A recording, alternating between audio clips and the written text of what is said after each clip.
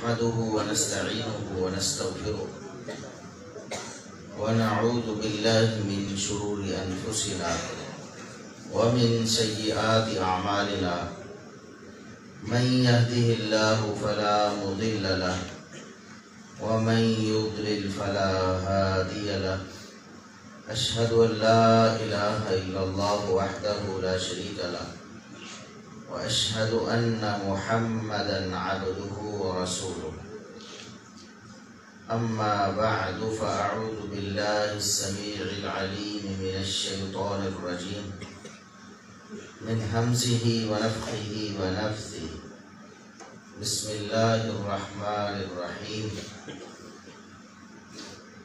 وقرن في بيوتكن ولا تبرجن تبرج الجاهلية الأولى وأقمنا الصلاة وآتينا الزكاة وأطيعنا الله ورسوله إنما يريد الله ليذهب عنكم الرجس أهل البيت ويطهركم تطهيرا.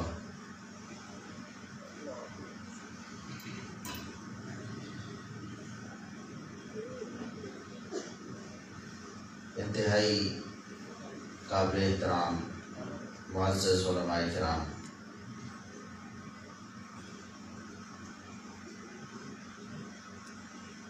اور دور دراز سے تشریف لانے والے سامعین کرام،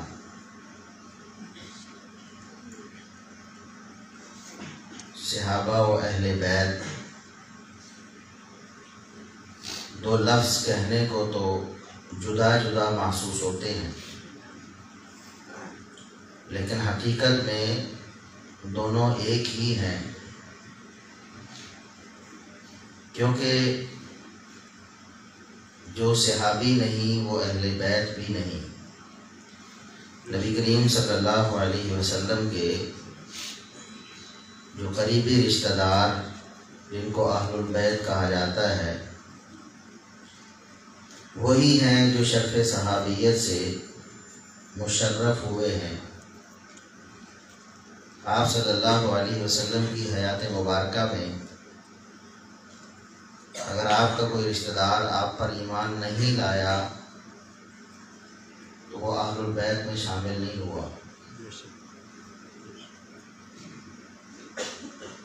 اصل میں ایک پروپیگنڈا بہت زیادہ پھیلایا گیا دشمنان اسلام کی طرف سے کہ اہل السنہ والجماعہ اہل بیت کو نہیں مانتے، جبکہ یہ پروپیگنڈا اسی طرح کا ہے جس طرح دنیا میں ایک طبقہ ایسا تھا جنہوں نے عیسیٰ علیہ السلام کو اپنا پیشوا، اپنا نبی اور اپنا سب کچھ قرار دیا اور ان کے نام پہ ایک مذہب بنایا۔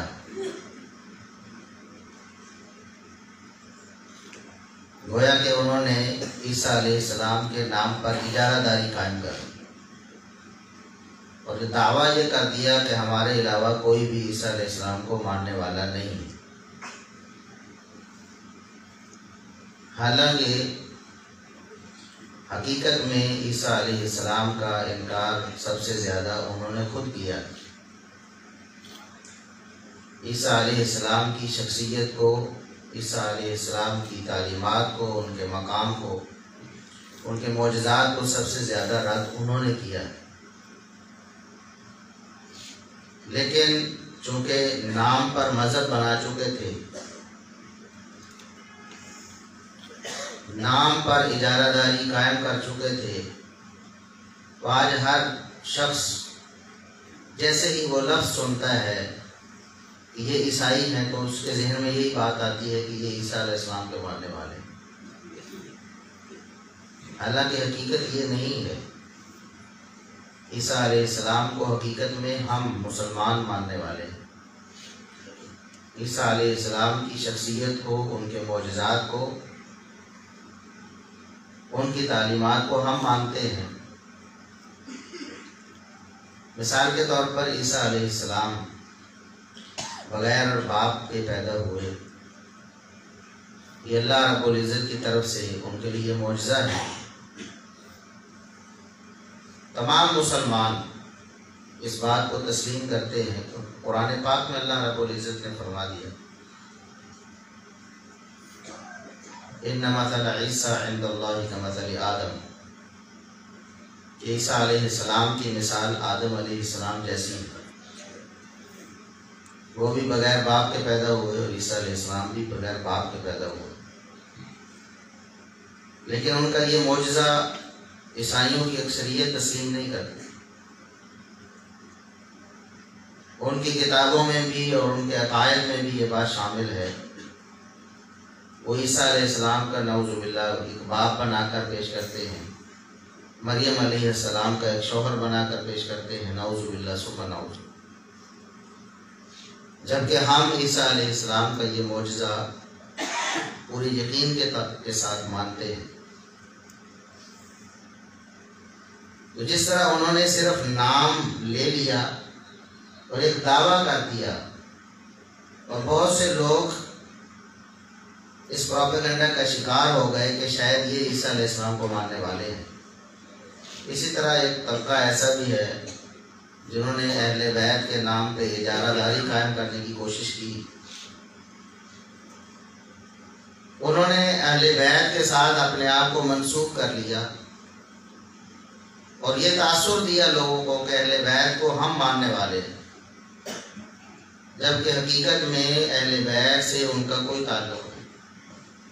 اتنا ہی اہل بیت سے ان کا تعلق ہے جتنا عیسائیوں کا عیسیٰ علیہ السلام سے۔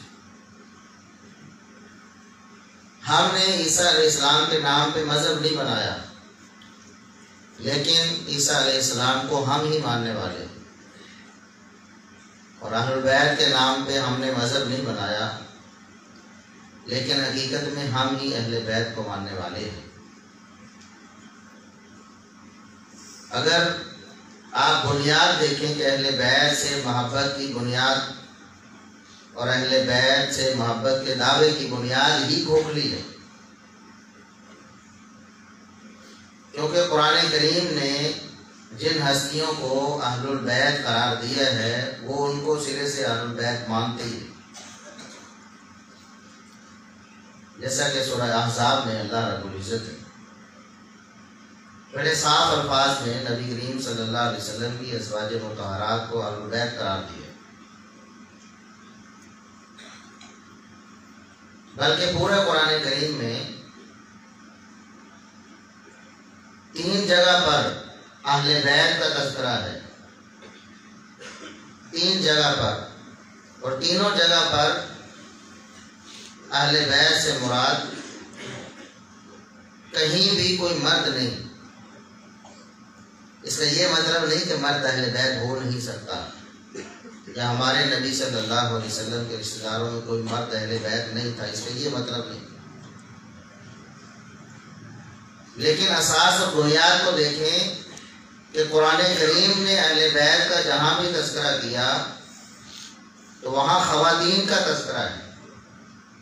سورہ احزاب میں بھی نبی کریم صلی اللہ علیہ وسلم کی ازواج مطہرات کو خطاب فرمایا، یا نساء النبی لستن کاحد من النساء، اے نبی کی بیویوں تم کائنات کی کسی بھی عورت جیسی نہیں ہو، یعنی دنیا کی کوئی عورت بھی تمہاری شان اور مقام کا مقابلہ نہیں کر سکتی۔ دنیا کی ہر عورت سے ازواج مطہرات کی شان اور مقام بلند ہے۔ اب یہ قرآن کریم کا دیا ہوا عقیدہ ہے نبی کریم صلی اللہ علیہ وسلم کی ازواج مطہرات کو، لیکن آج ماحول معاشرے میں پروپیگنڈے کا اثر یہ ہے کہ آپ کسی سے پوچھ کے دیکھ لیں کہ سب سے زیادہ اس کائنات میں فضیلت والی خاتون کون سی، تو اکثر اپنے آپ کو سننے کے آنے والے بھی سیدہ فاطمہ الزہرا رضی اللہ عنہا کا نام لیں، جبکہ یہ قرآن کریم کے خلاف ہے۔ یا نساء النبی لستن کاحد من النساء، کائنات میں کوئی بھی عورت ایسی نہیں کہ جس کی شان کے برابر ازواج مطہرات کی شان کو قرار دیا جا سکے. بلند ہونا تو دور کی بات ہے، کسی عورت کی شان ازواج مطہرات کے برابر بھی نہیں. تو بہرحال اس آیت کے بعد ہی اگلی آیت ہے جس کو آیت تطہیر لوگ کہتے ہیں، اور اس سے مراد مزعومہ اہل بیت، یعنی جو ان کا خیال ہے اہل بیت، صرف ان کو مراد لے کر ان کی تطہیر ثابت کر کے اور باقی سب کا انکار کیا جاتا ہے. تو دعویٰ ہے اہل بیت کو ماننے کا، لیکن اصل اہل بیت جن کو قرآن نے اہل بیت کہا ہے، ازواج مطہرات، سرے سے ان کو اہل بیت مانتے ہی. ایک جگہ اللہ رب العزت نے ابراہیم علیہ السلام کی زوجہ محترمہ کو اہل بیت کہا. واقعہ آپ کو معلوم ہے، فرشتے آئے، خوشخبری دی. ابراہیم علیہ السلام کی زوجہ محترمہ نے تعجب کا اظہار کیا اپنی اور اپنے خامد ابراہیم علیہ السلام کی عمر کے حوالے سے کہ ہماری تو عمر نہیں، روٹین میں اس عمر میں بچے نہیں پیدا ہوتے. انہوں نے کہا اتعجبین من امر اللہ رحمۃ اللہ وبرکاتہ علیکم اہل البیت. تو یہاں بھی ابراہیم علیہ السلام کی ایک زوجہ محترمہ کو اہل بیت کہا. اور تیسرے مقام پر موسیٰ علیہ السلام کی والدہ کو اہل بیت کہا گیا جب موسیٰ علیہ السلام کی بہن ان کے پیچھے پیچھے دیکھ رہی تھی کہ ان کا جو سنجوکشہ ہے وہ پانی میں بہہ کر کس طرف جاتا ہے. ان کی والدہ نے اپنی بیٹی کی یہ ڈیوٹی لگائی کہ پتہ کرو، دیکھو کہ کہاں جاتے ہیں. تو جب وہ چلتے چلتے فرعون کے محل میں پہنچے، ان کو نکالا گیا، اور پھر فرعون کی بیوی نے کہا کہ اس کو قتل نہ کریں، ہو سکتا ہے ہمارے کسی کام آ جائے یا ہم اس کو بیٹا بنا لیں. اس وقت عورتوں کو بلایا گیا کہ کوئی اس کی کفالت اپنے ذمے لے، اس کو دودھ پلائے. لیکن اللہ رب العزت کے حکم سے موسیٰ علیہ السلام نے دودھ پینے سے انکار کر دیا، کسی کا بھی دودھ نہیں پی رہے تھے. اس وقت موقع پا کر موسیٰ علیہ السلام کی بہن نے کہا کہ هل ادلکم علی اہل بیت یأکلونہ لکم، کیا میں تمہیں ایک اہل بیت کے بارے میں نہ بتاؤں جو تمہارے لیے موسیٰ کی کفالت کرے. تو یہاں بھی اہل بیت موسیٰ علیہ السلام کی والدہ کو کہا گیا. تو پورے قرآن کریم میں یہی 3 مقامات ہیں. تو اللہ رب العزت نے قرآن میں جو بتایا ہے، اہل بیت کا جو تصور دیا ہے، وہ ازواج مطہرات کے بارے میں کہ محمد الرسول اللہ صلی اللہ علیہ وسلم کے اہل بیت یہ ہے. تو اساسی اور بنیادی طور پر ازواج مطہرات بھی اہل بیت ہیں. ہم اس بات کو تسلیم کرتے ہیں کہ نبی کریم صلی اللہ علیہ وسلم نے دعا فرمائی. صحیح مسلم میں بھی، مسند احمد میں بھی مختلف سندوں سے واقعہ موجود ہے کہ آپ صلی اللہ علیہ وسلم نے سیدہ فاطمہ الزہرا رضی اللہ عنہا، سیدنا علی المرتضیٰ رضی اللہ عنہ، سیدنا حسن و حسین رضی اللہ عنہ، ان کو چادر کے نیچے لے کر دعا فرمائی، اللہم ہؤلاء اہل بیت، اے اللہم اجعل ہؤلاء اہل بیت، اے اللہ انہیں بھی میرے اہل بیت میں شامل کر دے. اللہ رب العزت نے دعا قبول فرما لی. ہم ان کو بھی اہل بیت میں شامل مانتے ہیں، ہم انکار نہیں کرتے. لیکن اہل بیت کی محبت کا دعویٰ کرنے والے اور اس نام پر اپنا الگ مذہب بنانے والے اور اس بنا پر اہل سنت کو مطعون کرنے والے، ان کی محبت کا حال یہ ہے کہ جو اہل بیت ہیں، قرآن اللہ نے جن کو اہل بیت کہا ہے ان کے اہل بیت ہونے کا ہی انکار ہے. اور پھر نبی کریم صلی اللہ علیہ وسلم کی ایک بیٹی سیدہ فاطمہ الزہرا رضی اللہ عنہا، ان کو تو اہل بیت مانتے ہیں، یقیناً ماننا بھی چاہیے، لیکن نبی کریم صلی اللہ علیہ وسلم کی باقی 3 بیٹیوں کو، ان کو نبی کریم صلی اللہ علیہ وسلم کی بیٹیاں ہونے سے ہی انکاری ہو جاتا. ان کو نبی کریم صلی اللہ علیہ وسلم کی بیٹیاں مانتے ہی نہیں. نعوذ باللہ ان کے بارے میں دعویٰ یہ کرتے ہیں کہ وہ کسی کافر کی بیٹیاں تھیں. نعوذ باللہ ثم نعوذ. ان میں سے سب سے بڑی بیٹی جو سیدہ زینب رضی اللہ عنہا ہے، نبی کریم صلی اللہ علیہ وسلم کی ان سے محبت بھی بہت مثالی تھی. اور اگر کوئی پوچھے کہ نبی کریم صلی اللہ علیہ وسلم کی بیٹیوں میں سے سب سے افضل کون ہے، تو اہل سنت میں سے بھی اکثر کا فوراً جواب یہ ہوگا کہ سیدہ فاطمہ الزہرا رضی اللہ عنہ. سیدہ فاطمہ رضی اللہ عنہا کی عظمت کا، ان کی فضیلت کا کوئی انکار نہیں. وہ بھی ہمارے نبی کی بیٹی ہیں، ہمارے لیے قابل احترام ہے، ان کی شان اور مقام ہمیں تسلیم ہے، لیکن نبی کریم صلی اللہ علیہ وسلم کی تعلیمات سے ہٹ کر نہیں. بات ہے نا فضائل صحابہ و اہل بیت، تو اہل بیت کے فضائل کیا ہیں، ان سے محبت کا تقاضا کیا ہے، ان کے مناقب کیا ہیں، ہم ان کو اس طریقے سے مانتے ہی نہیں جس طرح اللہ اور اس کے رسول صلی اللہ علیہ وسلم نے بتایا.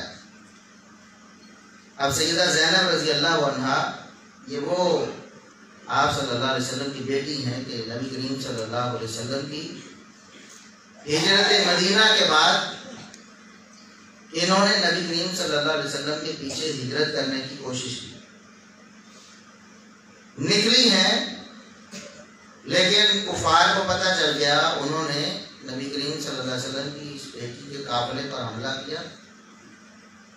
اور یہ مستدرک حاکم وغیرہ میں صحیح سند سے ثابت ہے کہ حملہ کیا، اور اس حملے میں سیدہ زینب رضی اللہ عنہا زخمی ہو گئیں اور ان کا حمل گر گیا. یہ جھوٹ تو آپ کو سنایا جاتا ہے اور پروپیگنڈا بہت زیادہ دیا جاتا ہے کہ سیدہ فاطمہ الزہرا رضی اللہ عنہا کا حمل گرا دیا. کس نے؟ سیدنا عمر رضی اللہ عنہ نے. جھوٹ، بالکل جھوٹ. حتیٰ کہ روافض کے اپنے محققین علماء کہتے ہیں کہ یہ واقعہ ثابت نہیں ہے، لیکن اتنا تکرار سے اس کا بار بار ذکر کیا جاتا ہے کہ لوگوں کے ذہنوں میں یہ بات ڈالنے کی کوشش کی جاتی ہے کہ نعوذ باللہ سیدنا عمر رضی اللہ عنہ نے ان کا گھر دروازہ توڑ دیا، ان کا حمل گرا دیا، نعوذ باللہ. اور نبی کریم صلی اللہ علیہ وسلم کی جس بیٹی کا حمل گرایا گیا، نبی صلی اللہ علیہ وسلم کے ساتھ کی طرف ہجرت کرنے کی خاطر، اسلام کی خاطر، اس کا کوئی تذکرہ آپ کو نہیں ملتا، اس کا کوئی تذکرہ نہیں ملتا. تو نبی کریم صلی اللہ علیہ وسلم کو جب معلوم ہوا کہ میری بیٹی میرے پیچھے ہجرت کر رہی تھی، اس کو روک دیا گیا اور اس کو تکلیف پہنچائی گئی میری خاطر، واپس لے جایا گیا، تو آپ صلی اللہ علیہ وسلم نے اپنے ایک صحابی کی ڈیوٹی لگائی، کسی طریقے سے میری بیٹی کو نکال کر لاؤ. لمبا واقعہ ہے. تو بہرحال اس حدیث میں یہ الفاظ ہیں کہ نبی کریم صلی اللہ علیہ وسلم نے فرمایا سیدہ زینب رضی اللہ عنہا کے لیے کہ حاضی افضل بناتی مصیبت فیہ، یہ میری بیٹیوں میں سے سب سے افضل ہیں، انہیں میری خاطر دکھ دیا گیا.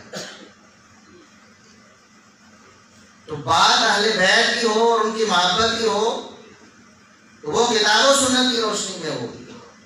اللہ اور اس کے رسول صلی اللہ علیہ وسلم نے جس طرح بتایا، جن کو اہل بیت قرار دیا ہے ان کو ماننا پڑے گا اہل بیت، اور جن اہل بیت کی فضیلت زیادہ ہے ان کی زیادہ ماننی پڑے گی.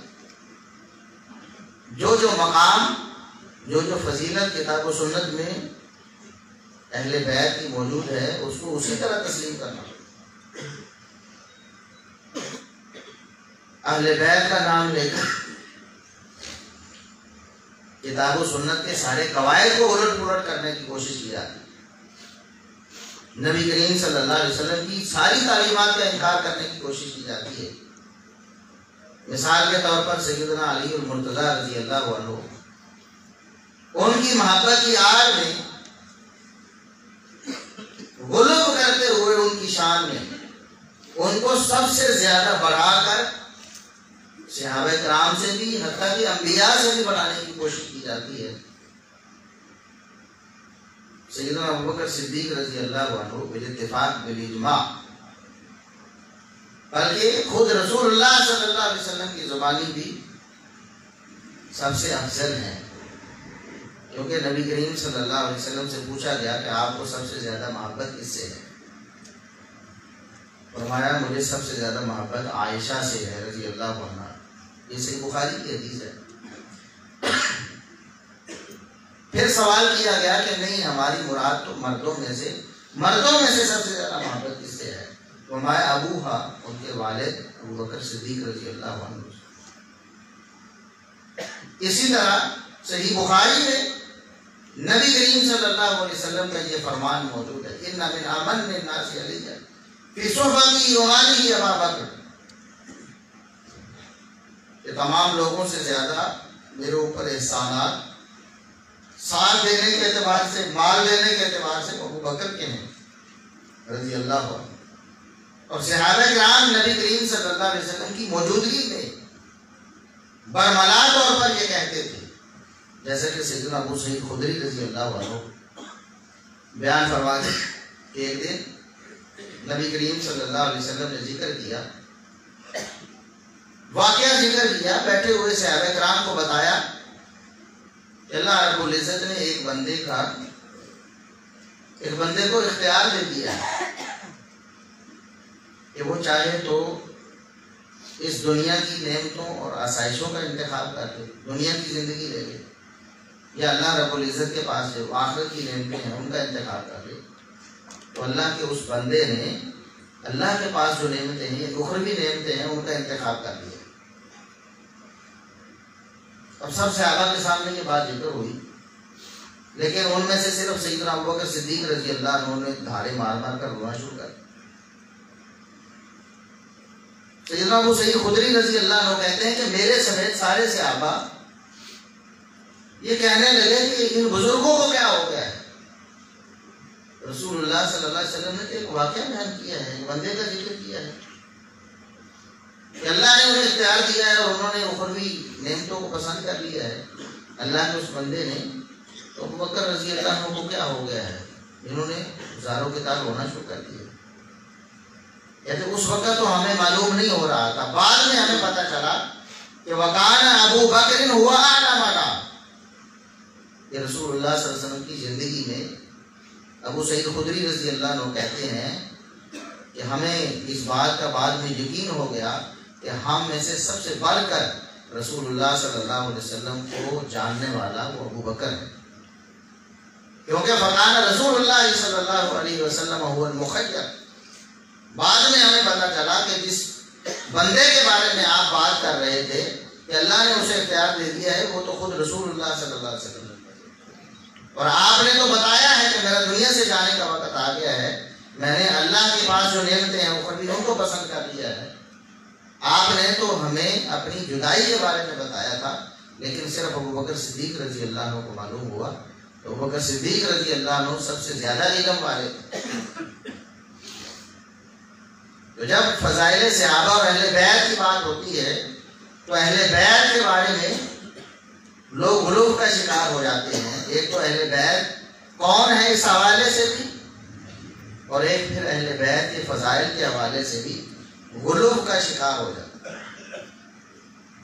اب بہت سنتے ہیں جب بات ہوتی ہے عام طور پر بولے والے جہالت کا شکار مسلمان سیدنا علی رضی اللہ عنہ کے علم میں مبالغہ کرتے ہیں کہ سب سے بڑے عالم وہ علی رضی اللہ عنہ تھے، اور اس بارے میں جھوٹی روایتیں بے دھڑک بیان کرتے ہیں۔ نعوذ باللہ، رسول اللہ صلی اللہ علیہ وسلم کی طرف یہ منسوب کرتے ہیں انا مدینۃ العلم وعلی بابو، کہ میں علم کا شہر ہوں، علی اس کا دروازہ ہے۔ اور مبالغہ کرنے والوں نے یہاں تک ہر درجہ مبالغہ کر دیا، کہتے ہیں روایت گھڑ دی، روایت گھڑ دی، اور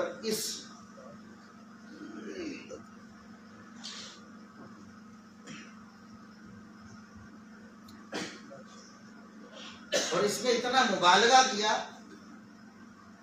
کہ کہتے ہیں کہ علم میں مبالغہ کرتے ہوئے کہ جبریل جو ہے رسول اللہ صلی اللہ علیہ وسلم کے پاس آتے تھے تو اگر آپ کے پاس 100 دفعہ آئے ہیں تو علی کے پاس 200 دفعہ آئے. کیسے کہ علی تو دروازہ ہیں، جبریل جب آتے تو تب بھی دروازے سے گزرتے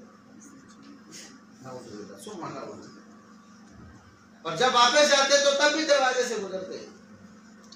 یعنی مبالغہ اس حد تک کر دیا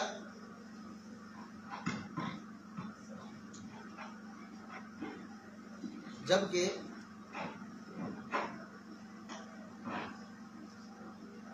کتاب و سنت کی تعلیمات یا صحابہ کرام کا جو اجماع و اتفاق ہے وہ یہ ہے کہ ابوبکر صدیق رضی اللہ عنہ سب سے بڑے عالم ہیں.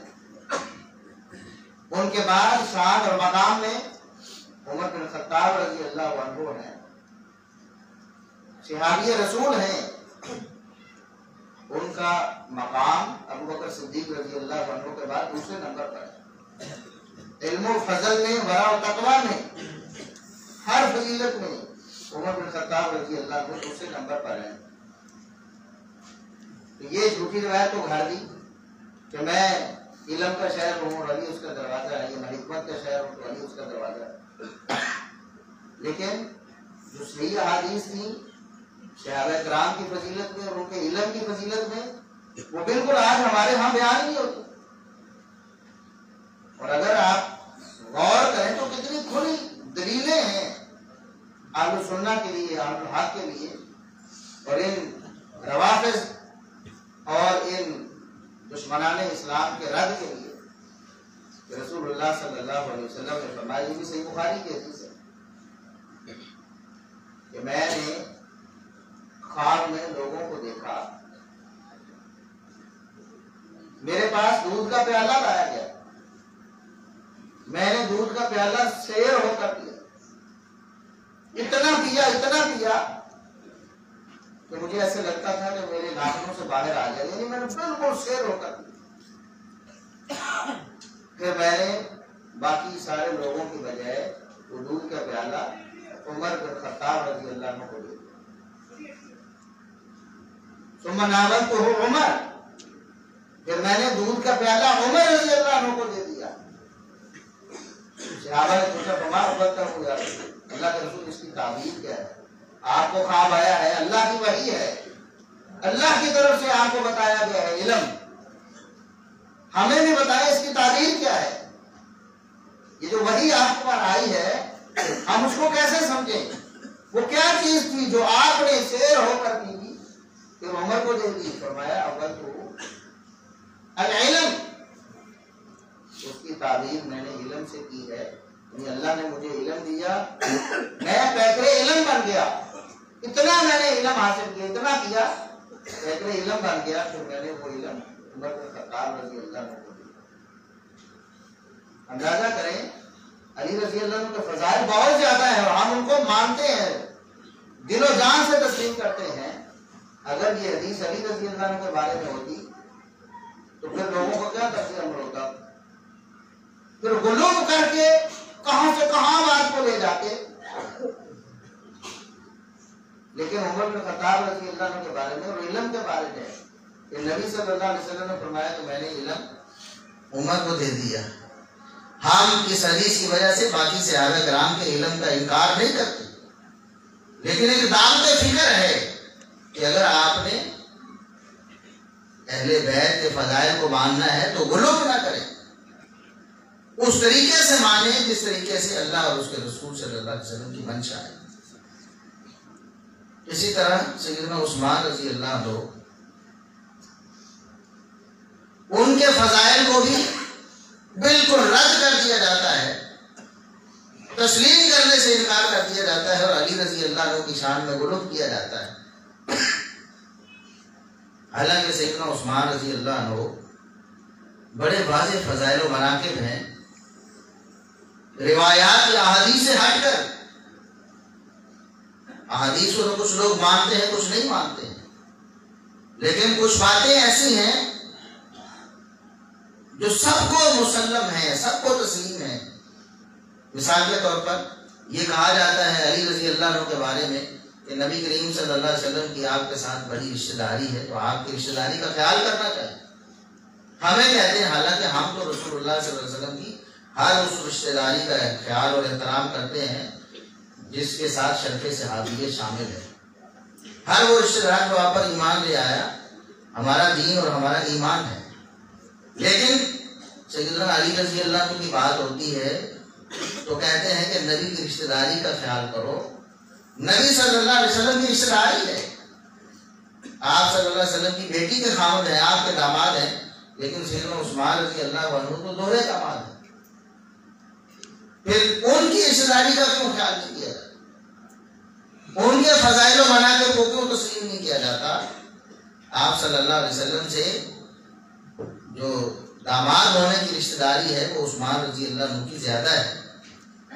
2 بیٹیوں کے خامد ہیں رسول اللہ صلی اللہ علیہ وسلم کی، 2 بیٹیوں کے خامد،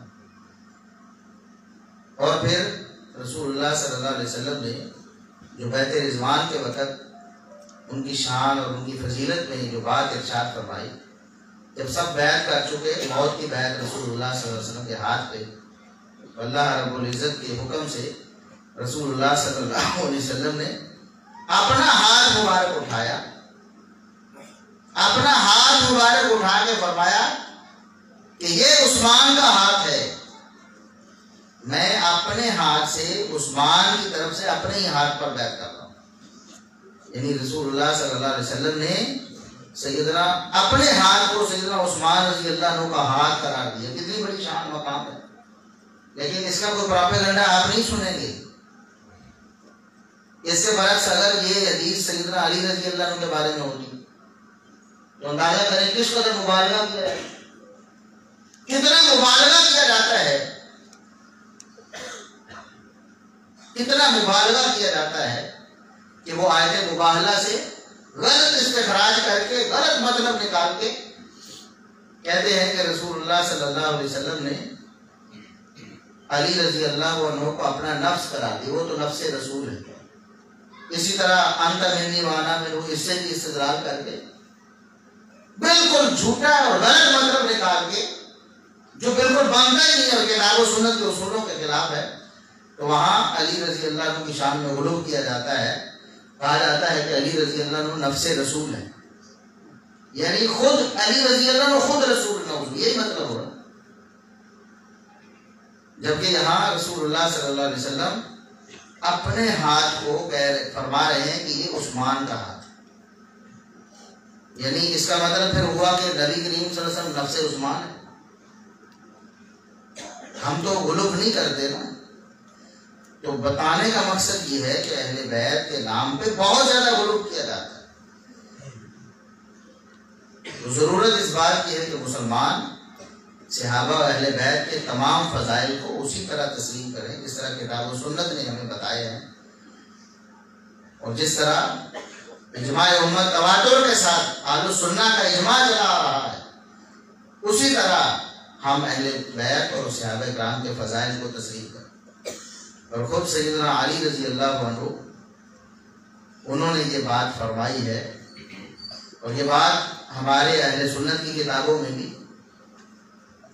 موجود ہے، جیسا کہ امام احمد بن حنبل رحمۃ اللہ علیہ کتاب فضائل الصحابہ میں موجود ہے، اور روافض کی کتابوں میں بھی موجود ہے، بلکہ زیادہ موجود ہے۔ یہ نہج البلاغہ جس کو علی رضی اللہ عنہ کے خطبات کہا جاتا ہے، اس میں کم از کم 4 دفعہ یہ قول آیا، 4 دفعہ کہ علی رضی اللہ عنہ نے فرمایا۔ ہم تو اس لیے مانتے ہیں، ہمارے پاس صحیح سند سے موجود ہے ہماری کتابوں میں، علی رضی اللہ عنہ نے فرمایا یملک فی رجلان،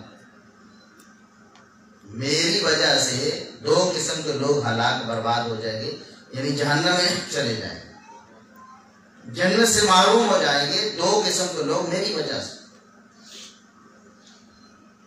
ان میں سے سب سے پہلا ایسا شخص جو میری محبت میں غلو کرنے والا، میری محبت میں غلو کرنے والا، اور دوسرا وہ شخص ہے جو میری نفرت میں میری توہین کرنے والا۔ تو محبت کرنے والے کو پہلے لائے ہیں ہلاکت اور بربادی میں، جہنم کا ایندھن بننے میں سب سے پہلے وہ شخص ہے جو محبت میں غلو کرنے والا، اور دوسرا وہ شخص ہے جو نفرت میں توہین و تنقید کرنے والا ہے اور ان کے فضائل کا انکار کرنے والا ہے۔ الحمدللہ اہل السنہ والجماعہ، اہل الحدیث دونوں قسم کے رویوں سے پاک، نہ ہم ان کی محبت میں غلو کرتے ہیں اور نہ ہم ان سے کوئی بغض اور نفرت رکھتے ہیں کہ ہم ان کی شان میں تنقید اور توہین کریں، ہم اس کا تصور بھی نہیں کرتے۔ بالکل اعتدال کے ساتھ ہم صحابہ اور اہل بیت کے فضائل کو تسلیم کرتے ہیں اور مانتے ہیں، بلکہ ہمارے عقائد میں شامل ہیں۔ ہمارے ائمہ نے جو عقائد میں کتابیں لکھی ہیں جہاں صحابہ کے فضائل اہل بیت کے فضائل برابر درج کیے گئے، برابر طور پر ابو بکر، عمر، عثمان، علی، طلحہ اور زبیر اور تمام صحابہ کرام کے بارے میں احترام، عزت، ان کی تکریم، اس کو فرض اور لازم قرار دیا۔ آج لوگ ان کو یہ بات تو یاد رہتی ہے، ہمارے اہل سنت کی کتابوں میں ہمیں تسلیم ہے، بالکل صحیح مسلم میں ہے کہ رسول اللہ صلی اللہ علیہ وسلم نے سیدنا علی رضی اللہ عنہ سے فرمایا، وصیت کی ان کو، یا ان کے شرف میں کلمہ ارشاد فرمایا کہ اللہ یحبنی الا مؤمن ولا یبغضنی الا منافق، کہ مجھے علی سے محبت کو ایمان والا ہی کر سکتا ہے اور مجھ سے نفرت اور بغض اور منافق ہی رکھ سکتا ہے۔ یہ بالکل ٹھیک ہے اور ہم اس کو تسلیم کرتے ہیں، لیکن اس کی آڑ میں تمام صحابہ کرام اور کبار صحابہ کرام کو نعوذ باللہ منافق قرار دینے کی مذموم کوشش کی جاتی ہے کہ اگر کسی نے سیدنا علی رضی اللہ عنہ سے اختلاف کیا ہے کسی حوالے سے، اس کو دشمن بنا کر پیش کیا جاتا ہے کہ یہ بغض کرنے والا ہے اور اس وجہ سے نعوذ باللہ یہ منافق ہے۔ حالانکہ یہ کوئی ایسی فضیلت نہیں تھی جو دیگر صحابہ کرام کو حاصل تھی۔ کچھ فضائل ایسے ہوتے ہیں نا کہ خصوصیات نمایاں ہوتی ہیں، امتیازی ہوتی ہیں، لیکن یہ خصوصیت، یہ فضیلت سیدنا علی رضی اللہ عنہ کی امتیازی نہیں ہے، یہ تو دیگر صحابہ کرام کو بھی حاصل ہے کہ محبت ایمان کی علامت اور بغض نفاق کی علامت ہے۔ صحیح بخاری میں سارے انصار کے بارے میں، پورے انصار کے بارے میں رسول اللہ صلی اللہ علیہ وسلم نے فرمایا علامت الایمان حب الانصار وعلامت النفاق بغض الانصار۔ یہ انصار کی محبت ایمان کی علامت ہے اور انصار کی نفرت یا انصار سے بغض یہ نفاق کی علامت۔ لیکن یہ کوئی پڑھ کے نہیں سنائے گا آپ کو، جو منحرفین ہیں، جو دشمنان ہیں، ان چیزوں کو چھپائیں گے، بعض اہل سنت کا نام لے کر یا لبادہ اوڑھ کر اب وہ بار بار رٹا ہوا ہے، وہ یہ حدیث ضرور سنائیں گے کہ علی رضی اللہ عنہ کی محبت ایمان ہے اور علی رضی اللہ عنہ کا بغض نفاق ہے، بالکل ٹھیک ہے، لیکن دوسری طرف انصار کی محبت ایمان ہے اور انصار کا بغض نفاق ہے، یہ چھپا لیں گے، یہ نہیں سنائیں گے۔ ہم تو کہتے ہیں صحابہ اہل بیت کے جتنے بھی فضائل کتاب و سنت میں مذکور ہیں، ہم کسی ایک بھی فضیلت سے سرے منہ منحرف، ایک بات برابر بھی ہم پیچھے ہٹنے کے لیے تیار ہیں۔ ہر ایک فضیلت کو ہم تسلیم کرتے ہیں، ہمارے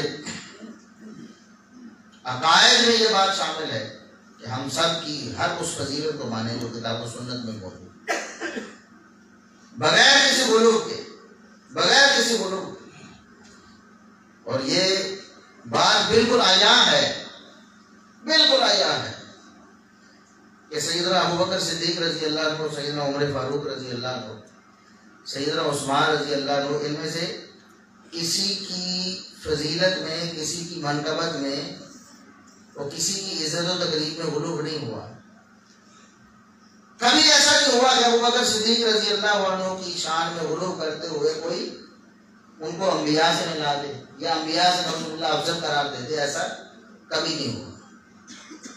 عمر رضی اللہ عنہ کی شان میں غلو کرتے ہوئے کوئی کہے کہ وہ ابو بکر رضی اللہ عنہ سے افضل ہے یا کسی نبی سے افضل ہے، ایسا نہیں ہوگا۔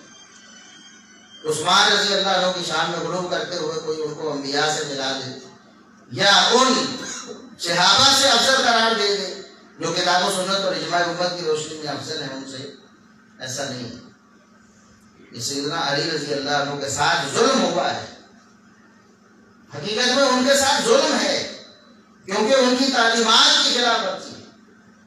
انہوں نے کبھی ساری زندگی میں نہ یہ عقیدہ بنایا نہ یہ دعوت دی کہ ان کی شان اور مقام باقی صحابہ سے یعنی ابو بکر عمر عثمان رضی اللہ عنہ سے افضل ہے، بالکل بھی نہیں، بلکہ ان کی جو تعلیمات ہیں بالکل واضح ہے، ہماری کتابوں میں بھی، صحیح البخاری وغیرہ میں اور اہل تشیع کی کتابوں میں، ان کی کتابوں میں، جیسا کہ صحیح بخاری میں ہے کہ ان کے بیٹے محمد بن حنفیہ رحمۃ اللہ علیہ انہوں نے سوال کیا علی رضی اللہ عنہ سے، اپنے والد گرامی سے، کہ ای الناس خیر بعد رسول اللہ صلی اللہ علیہ وسلم، کہ ابو جی ہمیں یہ بتائیں کہ رسول اللہ صلی اللہ علیہ وسلم کے بعد سب سے بہترین ہستی کون سی ہے؟ اور اسی حدیث میں آگے آپ سنیں گے تو آپ کو پتہ چلے گا کہ محمد بن حنفیہ رحمۃ اللہ علیہ کو معلوم کا سب سے آگا کا اس دور میں سب تابعین کا اجماعی عقیدہ تھا کہ ابو بکر عمر افضل ہیں ساری امت سے، بلکہ عثمان رضی اللہ عنہ بھی سیدنا علی رضی اللہ عنہ سے افضل ہیں، اس میں کوئی بہام نہیں تھا، انہیں یہ بات معلوم تھی، لیکن انہوں نے ایک مقصد کے تحت اپنے والد گرامی سیدنا علی رضی اللہ عنہ سے پوچھ لیا کہ نبی کریم صلی اللہ علیہ وسلم کے بعد سب لوگوں میں سے افضل اور اعلیٰ کون ہے؟ تو سیدنا علی رضی اللہ عنہ نے بغیر سوچے فوراً جواب دیا کہ ابو بکر ساری امت میں، محمد رسول اللہ صلی اللہ علیہ وسلم کے بعد ساری امت میں سے افضل کون ہے؟ ابو بکر۔ یہ کس کا عقیدہ ہے؟ علی المرتضیٰ رضی اللہ عنہ، سیدنا علی رضی اللہ عنہ کا عقیدہ ہے۔ یہ اہل بیت کا عقیدہ ہے کہ نبی کریم صلی اللہ علیہ وسلم کے بعد سب سے افضل ہستی کون سی ہے؟ ابو بکر صدیق رضی اللہ عنہ۔ پھر پوچھا ثم من، یہ تو ہمیں پتہ چل گیا کہ پہلے نمبر پر ابو بکر کا پہلا نمبر، یہ کس نے کہا؟ یہ کس کا عقیدہ ہے؟ ابو بکر کا پہلا نمبر کس کا عقیدہ ہے؟ علی رضی اللہ عنہ کا، اور سارے صحابہ کا، سارے صحابہ کا، بلکہ نبی کریم صلی اللہ علیہ وسلم نے بذریعہ وحی یہی بتایا ہے۔ جب آپ صلی اللہ علیہ وسلم بیمار ہوئے، جس بیماری میں آپ کی وفات ہوئی، اس بیماری کے آغاز میں ہی، یہ صحیح بخاری اور صحیح مسلم میں موجود ہے، لیکن افسوس یہ ہے کہ پروپیگنڈا ہمیشہ منفی طرف لے کے جایا جاتا ہے۔ جیسا کہ کہا جاتا ہے کہ عمر بن خطاب رضی اللہ عنہ نے نبی کریم صلی اللہ علیہ وسلم کو کاغذ قلم نہیں دیا یا روک دیا کہ آپ کے پاس کاغذ قلم نہ لایا جائے، کیونکہ ان ظالموں اور بدبختوں کے بقول نبی کریم صلی اللہ علیہ وسلم علی رضی اللہ عنہ کی خلافت لکھوانا چاہتے، نعوذ باللہ، سبحان اللہ۔ یہ پروپیگنڈا ہے نا، اور حقیقت کیا ہے؟ صحیح بخاری اور صحیح مسلم دونوں میں حدیث موجود ہے کہ نبی کریم صلی اللہ علیہ وسلم نے اس سے کچھ دن پہلے، یہ تو آپ صلی اللہ علیہ وسلم کے بالکل آخری ایام ہے نا، وفات سے کچھ دیر پہلے، اس سے پہلے بھی اسی بیماری میں جب آپ صلی اللہ علیہ وسلم بیمار ہوئے ہیں، اسی بیماری کے آغاز میں بھی آپ صلی اللہ علیہ وسلم نے کاغذ قلم منگوایا تھا۔ سیدہ عائشہ رضی اللہ عنہا سے کہا ادعی لی ابا بکر اباکی و اخاکی، عائشہ میرے پاس اپنے والد ابو بکر رضی اللہ عنہ کو اور اپنے بھائی عبد الرحمن کو بلاؤ، میں چاہتا ہوں کہ میں لکھوا کے چلا جاؤں، دنیا سے لکھوا کے چلا جاؤں۔ مجھے یہ خدشہ ہے، مجھے یہ خیال آتا ہے کہ میرے دنیا سے چلے جانے کے بعد کوئی بندہ اپنے دل میں یہ لالچ لے کے نہ آ جائے، یہ تمنا لے کر نہ آ جائے کہ میرا نمبر آنا چاہیے، آنا اولا، کوئی یہ دعویٰ نہ کر دے کہ میرا حق زیادہ بنتا ہے۔ اس لیے میں چاہتا ہوں کہ لکھوا دوں، میرے پاس ابو بکر کو بلاؤ، عبد الرحمن کو بلاؤ، میں لکھوا دوں۔ پھر آپ صلی اللہ علیہ وسلم نے خود ہی منع فرمایا، سیدہ عائشہ رضی اللہ عنہا ابھی بلانے نہیں گئی، بھیجا نہیں ہے، فرمایا رہنے دو۔ کیوں؟ ارادہ کیوں ملتوی کر دیا؟ اگر کوئی سمجھنا چاہے نا، بالکل بعد میں بھی یہی ہوا، آپ صلی اللہ علیہ وسلم نے ارادہ کیا لیکن ارادہ ملتوی کر دیا۔ آپ نے فرمایا مجھے آرام کرنے دو، چلے جاؤ، اب میں نے نہیں لکھا۔ یہ بات پہلے بھی ہو چکی تھی لیکن اس وقت یہ صحابہ موجود نہیں تھے، صرف سیدہ عائشہ رضی اللہ عنہا کو۔ سیدہ عائشہ رضی اللہ عنہا کو روک دیا، فرمایا عائشہ رہنے دو۔ کیوں؟ کیوں رہنے دو؟ ابھی تو کہا کاغذ قلم لے کے آئے، میں لکھوا کے دوں، میرے بعد اختلاف نہ بڑھ جائے، کوئی دعویٰ لے کر نہ آ جائے کہ میرا حق بنتا ہے۔ اب کیوں انکار کر دیا کہ رہنے دو، عائشہ لکھوانے کی ضرورت نہیں؟ فرمایا یا اللہ والمؤمنون الا ابا بکر، مجھے اس بات کا یقین ہو گیا ہے کہ میرے بعد ابو بکر کے علاوہ نہ اللہ نے کسی کو آنے دینا ہے، نہ مومنوں نے کسی کو آنے دینا۔ یہ صحیح بخاری صحیح مسلم دونوں میں حدیث موجود۔ نبی کریم صلی اللہ علیہ وسلم نے ارادہ کیا کہ میں لکھوا دوں، پھر فرمایا کہ رہنے دو، لکھنے کی ضرورت نہیں ہے۔ نہ تو اللہ نے ابو بکر کے علاوہ کسی کا نمبر لگنے دینا ہے، نہ مومنوں نے کسی کو آگے لانا ہے ابو بکر کے علاوہ۔ تو بتائیں نبی صلی اللہ علیہ وسلم کے نزدیک پہلا نمبر کس کا ہے؟ لیکن ہمارے ہاں پراپیگنڈا کہ علی کا پہلا نمبر۔ اتنی توہین رسول اللہ صلی اللہ علیہ وسلم کے فرامین کی، اتنا انکار اسلام کی بنیادوں کا، اتنا غلط پراپیگنڈا۔ بچے کی زبان پہ وہ قوالیاں آ گئی، علی کا پہلا نمبر، علی دم کے اندر پتہ نہیں کیا۔ اندازہ کریں پراپیگنڈا کتنا ہے۔ اور اس طرف رسول اللہ صلی اللہ علیہ وسلم کے واضح الفاظ کیا ہے کہ پہلا نمبر ابو بکر کا ہے، اور یہ بات سارے صحابہ کو معلوم تھی۔ سیدنا عبداللہ بن عمر رضی اللہ عنہ، صحیح بخاری میں ہے، عبداللہ بن عمر رضی اللہ عنہ کہتے ہیں ہم نبی صلی اللہ علیہ وسلم کے دور میں، آپ کی زندگی میں، جب ہم صحابہ آپس میں کبھی بیٹھتے تو کیٹیگری بناتے، درجات بناتے، مراتب بناتے کہ کس کا کون سا نمبر ہونا چاہیے، پہلا نمبر کس کا ہے، دوسرا کس کا، تیسرا کس کا۔ عبداللہ بن عمر رضی اللہ عنہ فرماتے ہیں کہ ہم سب سے پہلا نمبر ابو بکر رضی اللہ عنہ کا قرار دیتے تھے، نبی صلی اللہ علیہ وسلم کی بولی۔ جبکہ صحابہ کا کیا عقیدہ تھا کہ نبی صلی اللہ علیہ وسلم کی زندگی میں اگر ہم کوئی کام کرتے ہیں، کوئی بات کرتے ہیں، کوئی عمل کرتے ہیں، اگر وہ درست نہ ہو تو اللہ وحی فرما دیتا ہے اپنے نبی پر کہ اپنے صحابہ کو بتا دو کہ تمہارا یہ قول فعل غلط ہے۔ عبداللہ بن عمر رضی اللہ عنہ فرماتے ہیں کہ نبی صلی اللہ علیہ وسلم کی زندگی میں ہم صحابہ کرام کے درجات بناتے، پہلے نمبر پہ ابو بکر، دوسرے پہ عمر، تیسرے پہ عثمان۔ تو یہ کس نے نمبر بنائے؟ نبی کریم صلی اللہ علیہ وسلم نے، یعنی اللہ رب العزت نے اپنے نبی پر وحی کی، نبی صلی اللہ علیہ وسلم نے امت کو بتایا، پھر صحابہ کا اجماع بھی اس پر ہو گیا۔ تو بات ہو رہی تھی محمد بن حنفیہ رحمۃ اللہ علیہ کو بھی معلوم تھا، سارے صحابہ کا، سب لوگوں کا عقیدہ یہ تھا کہ ابو بکر کا پہلا ہے، عمر کا دوسرا، عثمان کا تیسرا ہے، لیکن پھر بھی پوچھ رہے ہیں کہ ابو جی آپ ذرا بول کر بتائیں پہلا نمبر کس کا ہے؟ فرمایا ابو بکر کا۔ پوچھا دوسرا نمبر کس کا ہے؟ فرمایا عمر کا۔ یہ علی رضی اللہ عنہ کا عقیدہ ہے، پہلا نمبر ابو بکر کا، دوسرا عمر کا۔ تو محمد بن حنفیہ کہتے ہیں، یہ صحیح بخاری کے الفاظ ہیں کہ مجھے پتا تھا کہ اگر میں نے پوچھا نا کہ پھر تیسرا کس کا ہے، مجھے پتا تھا کہ علی رضی اللہ عنہ نے فوراً عثمان کا نام لینا ہے، تو میں نے سوال بدل دیا کہ شاید سوال بدلنے سے جواب بدلے۔ پہلے تو یہ تھا نا کہ پہلا نمبر کس ہے، نبی کے بعد پہلا نمبر کس کا ہے، پھر کس کا ہے، تو اب پھر کس کا ہے یہ کہنے کی بجائے میں نے کہہ دیا تو پھر تو آپ کا ہی نمبر ہے نا، تیسرا تو پھر آپ کا ہی ہوا۔ تو علی رضی اللہ عنہ فرمایا وما انا الا رجل من المسلمین، انکار کر دیا کہ تیسرا نمبر بھی عثمان کے مقابلے میں میں بھی عام مسلمان ہوں۔ یہ عقیدہ ہے اہل بیت کا، علی المرتضیٰ رضی اللہ عنہ کا یہ عقیدہ ہے۔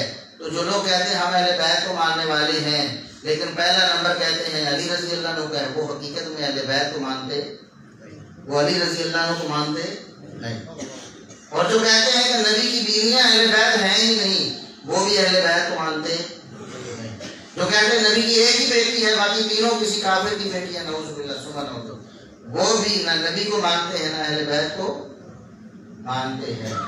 اس لیے صحابہ و اہل بیت کے فضائل اسی طرح ماننے ہیں جس طرح اللہ اور اس کے رسول صلی اللہ علیہ وسلم نے بتائے ہیں، اور جس طرح امت کا اجماع چلا آ رہا ہے، صحابہ سے لے کر تابعین سے لے کر تبع تابعین سے لے کر ائمہ دین سے لے کر ہر دور میں ہمارے ائمہ نے، ہمارے محدثین نے کتابوں میں اتفاقی اور اجماعی عقیدہ لکھ دیا ہے۔ اس امت میں ابو بکر، عمر، عثمان، علی، یہ ترتیب ہے، اور اسی ترتیب کے مطابق ان کے فضائل و مناقب ہم نے تسلیم کرنے۔ ہم تو مانتے ہیں جس کو نبی صلی اللہ علیہ وسلم نے جنت کی بشارت دی ہے، وہ ابو بکر ہوں، وہ عمر ہوں، وہ عثمان ہوں، وہ علی ہوں، وہ طلحہ و زبیر ہوں، وہ سیدنا معاویہ ہوں، وہ دیگر صحابہ ہوں، جس کے بارے میں جنت کی بشارت نامزد کر کے ہے۔ ویسے تو سارے صحابہ کے لیے جنت کی بشارت عمومی طور پر قرآن کریم میں اللہ رب العزت نے فرما دی، وَكُلًّا وَعَدَ اللَّهُ الْحُسْنَى، کہ تمام کو ہم نے، اللہ نے جنت کا وعدہ دے دیا ہے۔ یہ سب صحابہ کی عمومی فضیلت موجود ہے، لیکن اس صحابہ کو اور بڑا پروٹوکول ملا، ان کا نام لے کر بھی نامینیٹ کر کے جنتی کہہ دیا۔ تو جن کو کہا ہم سب کو نامینیٹ کر کے بھی جنتی مانتے ہیں، ہم فرق نہیں کرتے ہیں۔ ابو بکر، عمر، عثمان، علی، طلحہ و زبیر، جتنے بھی صحابہ ہیں جن کے لیے جنت کی بشارت ہم مانتے ہیں، اور جن کے دیگر اور خصوصی فضائل ہیں ہم انہیں بھی تسلیم کرتے ہیں۔ ہم مانتے ہیں کہ سیدہ فاطمہ رضی اللہ عنہا یہ جنتی عورتوں کے سردار ہیں، ہم مانتے ہیں۔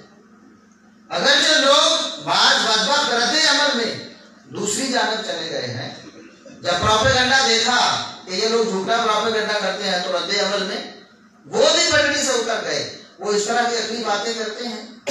دیکھیں جی، جنتی عورتوں کے سردار سیدہ فاطمہ رضی اللہ عنہ کیسے بن گئی، کیسے بن گئی؟ ان سے بڑی فضیلت والی امہات المومنین موجود ہیں، ان کی موجودگی میں حضرت فاطمہ کیسے بن گئی؟ ہم کہتے ہیں کہ یہ تو اللہ رب العزت کا فیصلہ ہے، ہمیں رسول اللہ صلی اللہ علیہ وسلم نے بتایا ہے، ہم اس کا انکار کر سکتے؟ ہم کہتے ہیں کہ سیدہ فاطمہ رضی اللہ عنہا جنتی عورتوں کی سردار، ہم مانتے ہیں۔ سیدنا حسن و حسین رضی اللہ عنہما جنتی نوجوانوں کے سردار ہیں۔ لوگ عقلی گھوڑے دوڑاتے ہیں، انکار کرنے کی روش بعض بدبخت اختیار کرتے ہیں، جن کا اہل سنت سے کوئی تعلق نہ، غلو کرنے والے نہ تکثیر کرنے والے، اہل سنت اعتدال میں رہنے والے،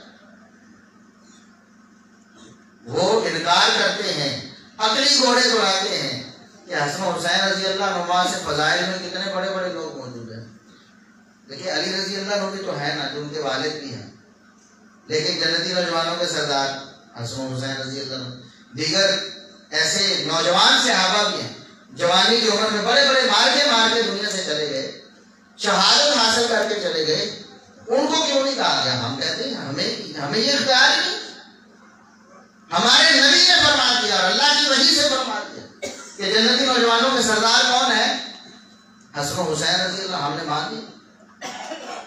ہم اس میں غلو بھی نہیں کرتے کہ اس وجہ سے ان کی شان اور مقام کو دیگر کبار صحابہ کرام سے بڑھا کر پیش کریں، اس فضیلت کو بھی مانتے ہیں۔ اہل سنت اعتدال میں رہنے والے ہیں، اللہ اور اس کے رسول صلی اللہ علیہ وسلم کی تعلیمات کو ماننے والے ہیں، وہ ہماری عقل میں آئیں یا نہ آئیں ہم تسلیم کرتے ہیں، لیکن ہم غلو بھی نہیں کرتے، نہ کسی کو غلو کرنے دیتے ہیں۔